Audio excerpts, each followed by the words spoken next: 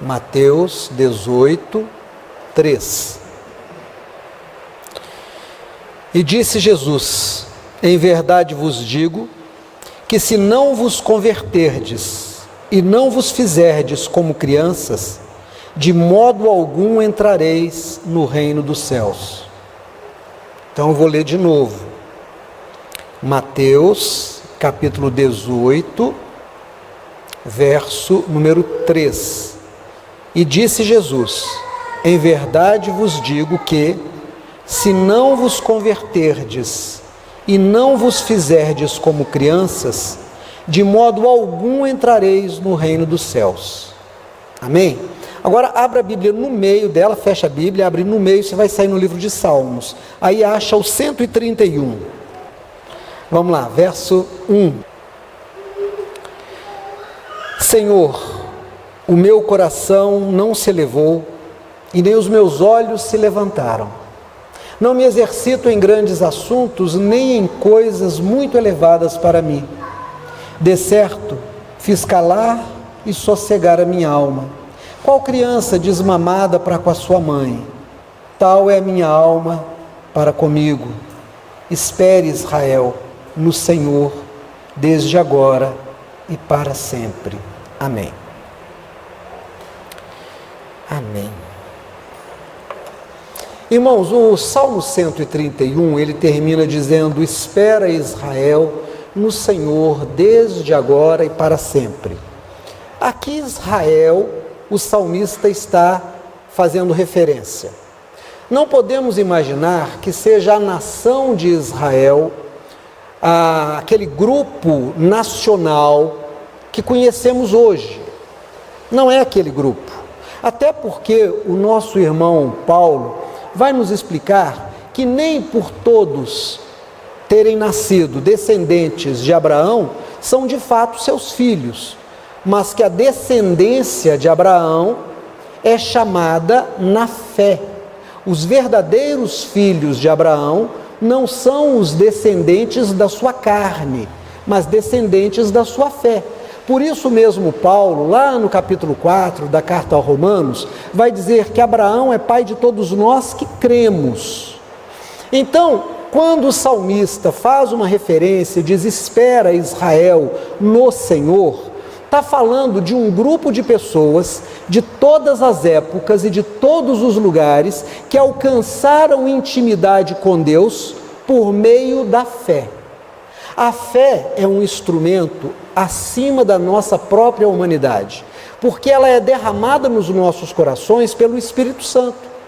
A fé não é o mero exercício de acreditar.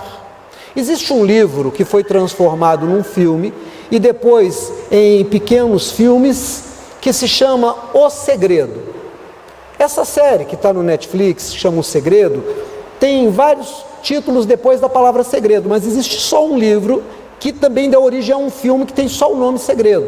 E basicamente o que esse livro propõe é que aquilo que você acredita de verdade venha à existência. Se você disser, pensando positivo, que algo vai te acontecer, essa coisa te acontece. Mas não é verdade. O que a Bíblia nos explica é que a fé é algo que parte do coração de Deus e enche o nosso coração. Isso dá todo sentido à palavra que diz que Deus amou o mundo de tal maneira que deu seu Filho Jesus. Por que Ele deu seu Filho Jesus? Para que aquele que creia no que Jesus ensinou e ensina seja salvo. Porque era impossível ao homem fazer qualquer coisa que levasse-o a Deus, que criasse um laço com Deus. Era necessário que viesse algo da parte de Deus. Então, a fé que nos salva, que é derramada no nosso coração, é obra de Deus. E todas as pessoas, em todos os lugares, que são iluminadas, que recebem a fé, são filhos da fé de Abraão. Esse Israel, então, não é o Israel lá do final do mar Mediterrâneo, que está ali vizinho do mundo árabe. Não adianta você pegar a bandeira do Estado de Israel e se cobrir com ela e dizer é o povo eleito. Não, o povo eleito não é aquele grupo nacional. O povo eleito é aquele grupo chamado na fé de Abraão, é um povo que anda por fé em Deus, que depende de Deus, e isso independe da nacionalidade. Então você é parte do verdadeiro Israel se você nasceu nos Estados Unidos, no Peru, na Guatemala, em qualquer país do Oriente Médio, lá na Austrália, na Nova Zelândia, num dos polos ártico-antártico, não importa.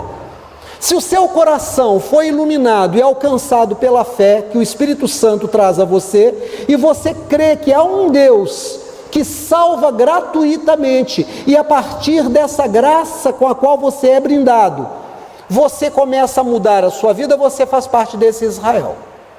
E aí nós temos que entender o que significa a palavra Israel. A palavra Israel significa príncipe com Deus. Quem foi o homem Israel? Foi um homem que nasceu e recebeu o nome de Jacó. Jacó significa usurpador, aquele que tira um direito que não é seu, porque a biografia do homem chamado Jacó inclui que ele tentou tirar do seu irmão mais velho o direito à primogenitura, para ficar com tudo que era do irmão. Nós aprendemos hoje na escola dominical que quando ele fica diante de Deus e um pouco antes ele é capaz de entregar aquele irmão de quem ele tentou tirar tudo 20 anos antes, e ele entrega tudo que ele havia conseguido em 20 anos, ele tinha ficado muito rico, e ele não entrega apenas os seus bens materiais, mas também os seus queridos, porque ele os faz passar à frente dele para entregar a seu irmão que vinha de encontro a ele. Quando ele consegue se esvaziar e ficar apenas na presença de Deus, e vem o anjo e luta com ele a noite inteira e toca no osso da sua coxa, onde encaixa no quadril, e o anjo diz para ele: tu não serás mais Jacó, o usurpador, aquele que quer tirar as coisas, mas serás Israel, príncipe com Deus. Então nós entendemos que o gesto do Espírito Santo, que pela fé nos transforma em filhos de Deus, nos inclui nesse grupo chamado Israel. Preste bem atenção, irmãos, em nome de Jesus, preste bem atenção nisso. Todo aquele que crê em Deus e que se transforma pelo que crê, se torna Israel de Deus.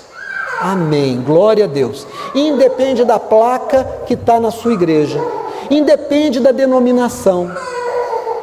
Não há como dizer que apenas os evangélicos são salvos e que os católicos não, ou que os espíritas não. Não há de se dizer que é um grupo melhor do que o outro, porque é obra do Espírito Santo.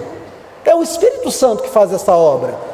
E nós devemos nos ater àquilo que ele faz em nós. Então veja que no texto de Mateus que nós lemos, lá no capítulo 18, no verso 3, Jesus diz assim: se vocês não se converterem e não agirem, se vocês não se converterem, não se transformarem numa criança como essa, não poderão entrar no reino dos céus.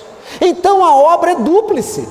Não basta apenas receber Jesus, é preciso que, recebendo Jesus, eu permita que o Espírito Santo transforme-me, mude a disposição do meu coração, mude os meus pensamentos, mude os meus pontos de vista, mude os meus valores. Ora, Jacó, quando ele foge de Esaú e ele está ali para deitar à noite, põe uma pedra como seu travesseiro, e ele tem uma visão, e ele vê uma escada que liga o céu à terra, anjos de Deus sobem e descem. Ele acorda assustado e diz: aqui é a morada de Deus, eu não sabia. E ele derrama óleo sobre aquela pedra e faz daquela pedra um altar e diz: se o Senhor deveras me levar e me trouxer de volta, e me trouxer bens e cuidar de mim, então o Senhor será o meu Deus e eu darei a ele o dízimo de tudo. Essa é uma experiência muito parecida com a conversão, quando a gente entrega a vida da gente a Deus. Mas isso não transformou em Israel, ele continuou Jacó. Mas no momento em que ele consegue abrir mão de todos os seus valores, de todos os seus bens, de todo o seu orgulho, de todos os seus amores, suas esposas e seus filhos, suas filhas, sua filha, ele então fica diante de Deus sem nada. É apenas um homem diante de Deus, que se esvazia. Nesse momento, acontece a obra de transformação e ele deixa de ser filho do mundo e se torna filho de Deus. Essa é a obra que Jesus diz: você tem que se converter e permitir que o Espírito Santo te transforme. É uma obra contínua, acontece no nosso coração todo dia. E quando você se arrepende de alguma coisa que você fez, é o Espírito Santo que está trabalhando em você. Eu vou te dar um exemplo. Você, depois de 10 anos de crente, ainda briga com alguém no trânsito, ou briga em casa, ou você faz alguma coisa de que você imediatamente se arrepende. Esse arrependimento não é apenas o exercício da sua intelectualidade, não é apenas você olhando para você, mas é o Espírito do seu Pai que habita em você e que começa a transformar o seu coração, e você vai sendo transformado de glória em glória, até que você possa ser pleno de Deus, quando o cálice que você é, que o seu coração é, fica transbordante da unção do Espírito Santo. E aí nós fomos para o Salmo 131, e o Salmo 131 é tremendo, porque ele vai ilustrar uma verdade: você precisa voltar a ser criança diante de Deus.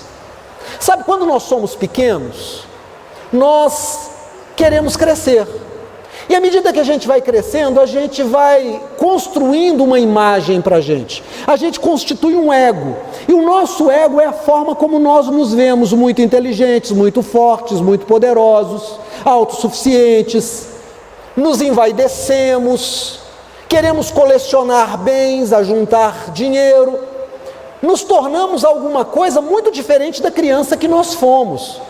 Nos tornamos preconceituosos, defendemos ideias a ponto de demonizar ou de matar quem não concorda conosco. Uma criança não faz isso. Uma criança não faz isso, os adultos fazem. Mas é tão interessante observar como a vida faz as pessoas voltarem a ser criança. Dia desse conversava com meu pai, papai faz dia 27 agora 84 anos. Mas começamos a conversar e ele começou a fazer uma reflexão.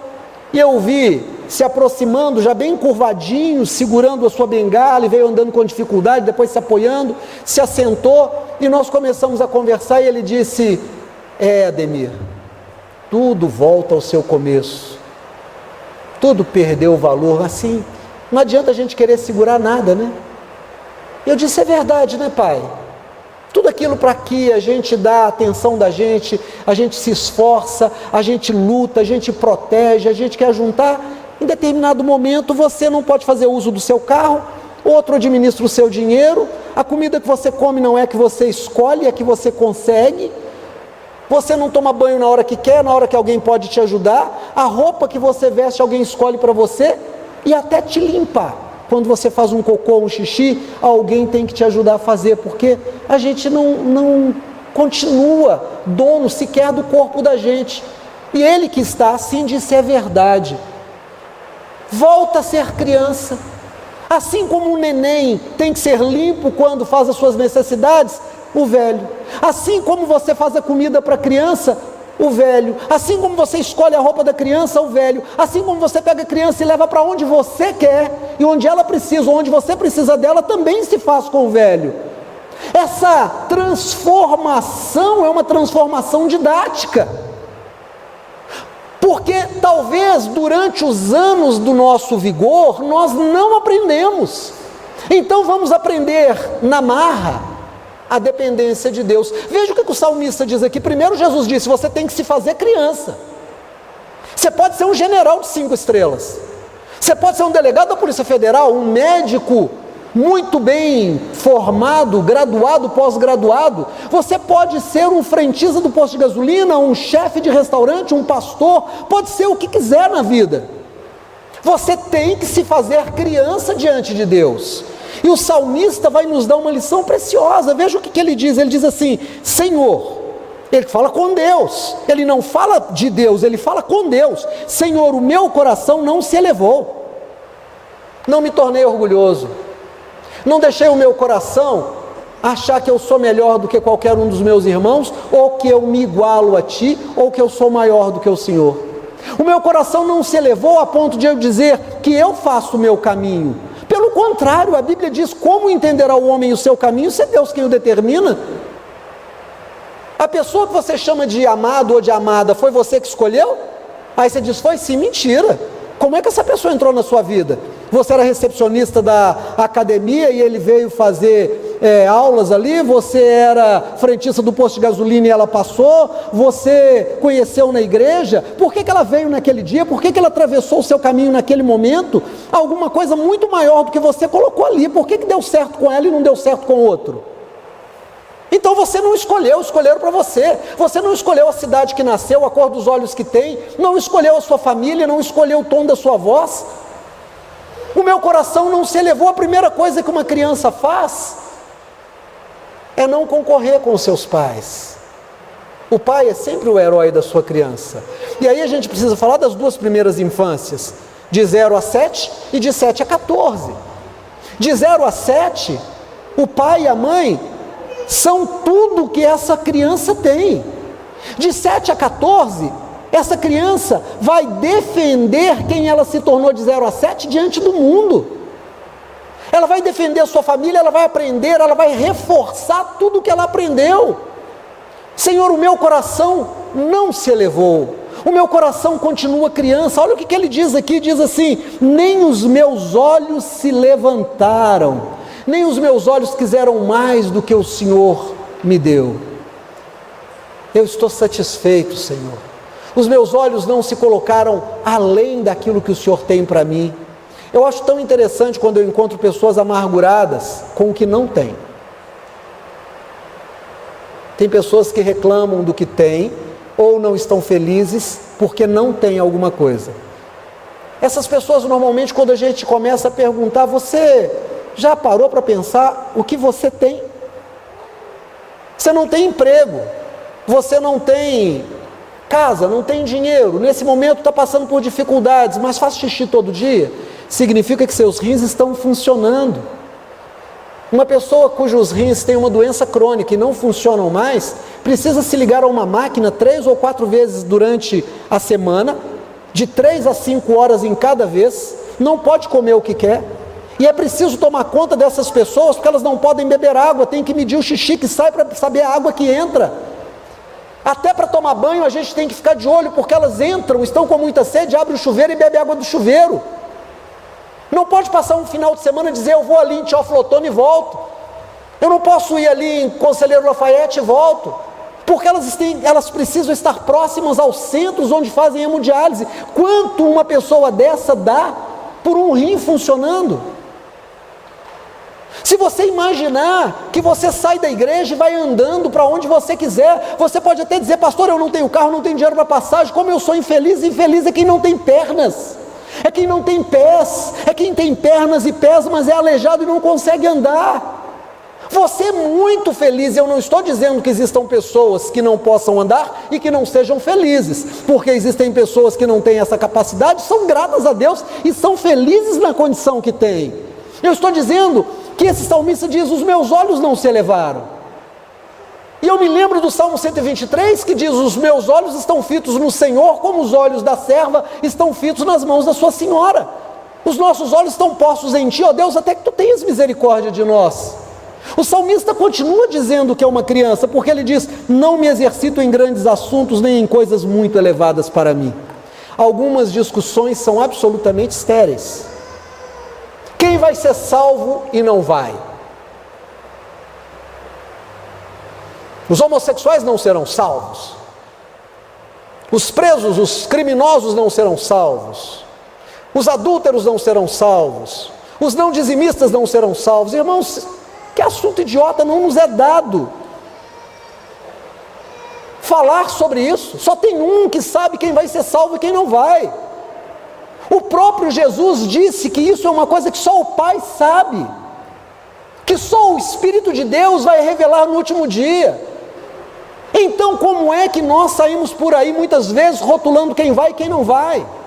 Predestinação e livre-arbítrio dentro da igreja vira uma discussão. Há quem diga: o homem tem livre-arbítrio, e fica com raiva de quem acredita na predestinação. E aqueles que são adeptos do calvinismo, da predestinação, ficam muitas vezes com raiva daqueles que discutem e defendem o livre-arbítrio. Que discussão estéril, vai levar a nada. Paulo chega a dizer que nós devemos evitar as discussões tolas que não servem para outra coisa senão para a perversão de quem ouve.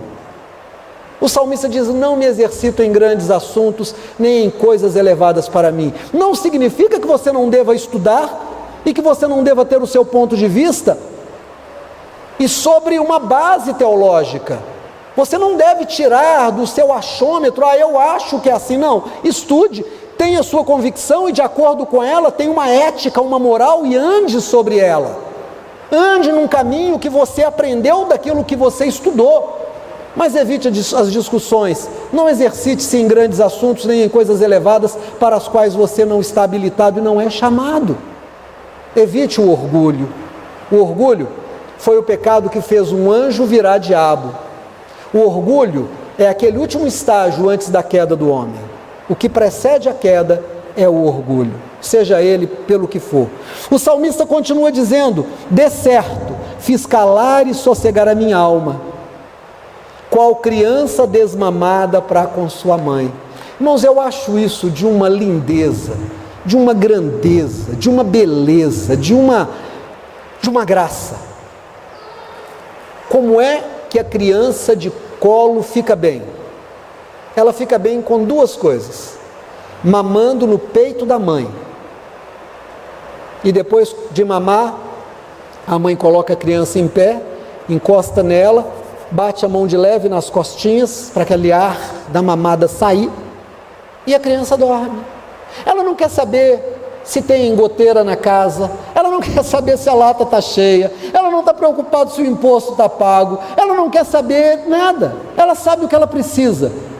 A mãe vai alimentá-la quando ela tiver fome de novo, ela está num colo que a protege, ela sente o cheiro e o calor da mãe. Veja o que o salmista disse: qual criança que acabou de mamar assim é minha alma para com Deus? Eu me abrigo no colo de Deus. E é interessante porque ele não diz qual criança desmamada no colo do pai. Nós temos a ideia de um Deus paterno, de um Deus masculino, mas Deus está para além disso. E ele diz: qual criança desmamada? Quem dá mamar é a mãe. Ele disse: eu estou mamando no seio de Deus. Eu estou mamando num Deus que é mãe também, que me acolhe como mãe, que me gerou, que me sustenta, que me abriga, que me agasalha. Eu vou continuar chamando de Senhor, como ele faz aqui, por uma questão de tradição, porque foi assim que eu aprendi, mas eu já descobri que Deus está para além do masculino e do feminino, que Deus não tem gênero, que Deus sustenta todas as coisas. E por que Deus não tem gênero? Porque Deus não é um Deus de homem e mulher. Deus é um Deus do humano. Deus acolhe a todas as pessoas. Deus é amor e nada existe fora do amor de Deus. Deus acolhe corações que são quebrantados. Paulo chega a dizer que em qualquer lugar, qualquer um que o buscar vai encontrá-lo. A Bíblia diz: olharam para ele e foram iluminados. Qualquer um que olhar para ele será iluminado. Deus não se prende nos assuntos pequeninos que os homens fizeram grandes entre si para poder dominar sobre alguns e excluir outros, para elegerem privilégios o seu próprio grupo. Não. O Senhor é Deus de todo aquele que o busca. Todo aquele que o busca o encontra quando busca em sinceridade. Deus é um Deus de amor. E aí o salmista diz, e Jesus vai dizer lá no Novo Testamento: se você não se fizer como uma criança, de forma nenhuma vai entrar no reino do céu. Se você chegar diante de Deus com arrogância, se você chegar diante das pessoas do mundo dizendo quem vai e quem não vai ser salvo, se você começar a defender pontos de vista que não passam disto, da sua opinião, você não entrará no reino do céu. Você vai ficar de fora, passando por provas, até que talvez, na sua velhice, você se torne uma criança no corpo, para poder chegar um dia diante de alguém e dizer: tudo volta ao seu começo, e tudo aquilo que eu achei que era importante, perdeu o valor. Agora eu entendo que a única coisa que vale a pena é conhecer a Deus. Que você possa descobrir isso na sua mocidade. E eu fecho a minha Bíblia me lembrando das palavras de Salomão, num livro absolutamente triste. Não é um livro feliz, é um livro de reflexões no momento de tristeza, mas de conclusão absolutamente correta, quando ele diz no capítulo 12 do livro de Eclesiastes: lembra-te do teu Criador nos dias da tua mocidade, antes que venha a velhice e tu descubras que nela não há satisfação. Antes que você se torne criança velha, se faça criança jovem, para que Deus possa te levar até o seu último dia, como levou Moisés. A Bíblia diz que Moisés, até o último dos seus dias, tinha os olhos perfeitos, em nada ele perdeu. Com 120 anos, Deus disse para ele: sobe a montanha, porque é lá que eu vou te colher. Irmão, você pode imaginar um velho de 120 anos subindo uma montanha? Você pode imaginar? Ele subiu, a força estava nele. Caleb, com 85 anos, vira para Josué e diz: me dá a minha parte da herança, da terra, porque eu vou matar os gigantes que estão lá e vou tomar posse. 85 anos, ele disse: a força está em mim como há 40 anos atrás. Se você se fizer criança nas mãos de Deus, o Senhor não te permitirá passar pela velhice acriançado, porque você terá aprendido isso nos dias da tua mocidade. Eu quero parabenizar você que veio hoje ao culto. Foi um dia de muita chuva, de momentos de uma pancada de chuva muito forte, várias pancadas assim ao longo do dia, o risco do rio transbordar, mas você achou uma razão para vir à igreja. Não foi para me ouvir, não foi para estar nesse lugar. Você veio porque o Espírito Santo ministrou ao seu coração e você veio. Quem não veio achou uma razão maior do que Deus para não ter um encontro com Ele hoje à noite. Ainda vão aprender, e tomara que seja nos dias da mocidade, antes que venham os maus dias, os dias da velhice. Amém? Fique de pé em nome do Senhor Jesus.